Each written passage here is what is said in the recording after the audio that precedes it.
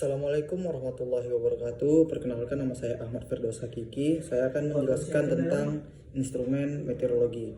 Nah, di sini ada dua pembahasan. Yang pertama adalah baling-baling cuaca dan yang kedua adalah El Nino. Yang pertama, baling-baling cuaca atau baling-baling angin adalah alat yang digunakan untuk menunjukkan arah angin. Letaknya di atas gedung atau di tempat-tempat tinggi sehingga bisa mendapatkan arus angin tanpa ada halangan. Ini telah digunakan sejak lama dengan sederhana dan tidak maksimal saat menafsirkan data yang diinginkan dengan detail. Alat ini tidak benar-benar memberikan informasi tentang kekuatan atau intensitas terhadap angin, tetapi setidaknya kita dapat mengetahui arah angin yang bergerak.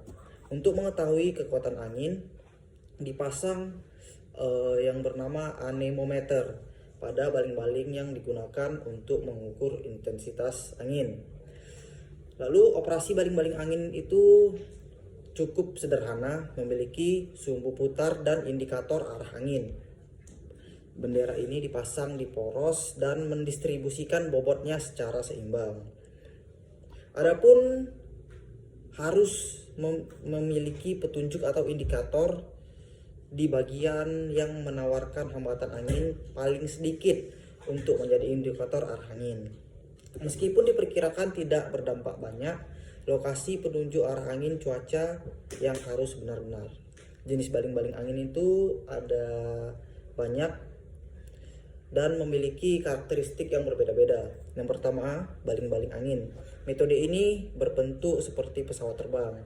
Ini digunakan untuk atap atau taman. Finishingnya terbuat dari plastik berkualitas baik, sehingga tahan terhadap kondisi cuaca yang paling buruk. Nah, yang kedua, baling-baling bangun. Ini pilihan berguna untuk taman atau balkon. Ini memiliki finishing bangau yang memiliki atau mewakili hewan klasik di atas atap. Warnanya hitam dan sangat tahan terhadap semua kondisi cuaca. Cuaca buruk, bahannya sangat berkualitas yang dapat digunakan untuk membuatnya. Nah, yang kedua adalah El Nino.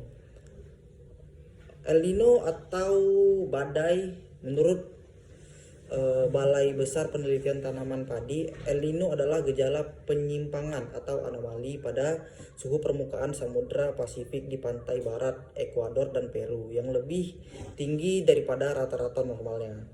El Nino berasal dari bahasa Spanyol yang berarti anak Tuhan. Awalnya terminologi ini digunakan oleh nelayan di pantai Ekuador untuk menunjukkan adanya arus panas yang muncul saat Natal sehingga beberapa bulan berikutnya. Pada masa tersebut, jumlah ikan menurun akibat arus panas. Nelayan biasanya memanfaatkan masa itu untuk istirahat melaut sehingga mereka bisa menghabiskan waktunya bersama keluarga. Jadi El Nino bisa diartikan sebagai fenomena naiknya suhu permukaan laut Samudra Pasifik di atas rata-rata normalnya. El Nino memberikan dampak yang tidak hanya kepada Indonesia namun juga ke kawasan Amerika Latin seperti Peru.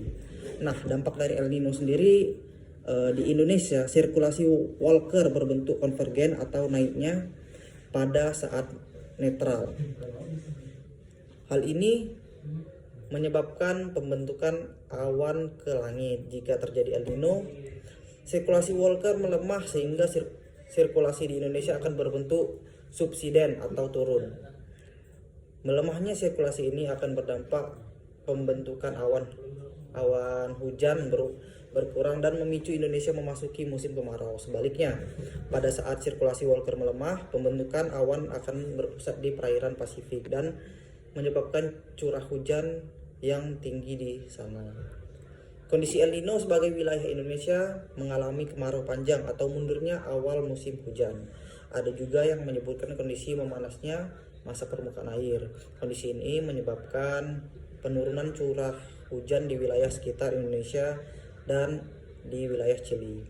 Mungkin itu saja yang bisa saya sampaikan. Lebih dan kurang saya mohon maaf. Wabillahi taufiq wal hidayah. Wassalamualaikum warahmatullahi wabarakatuh.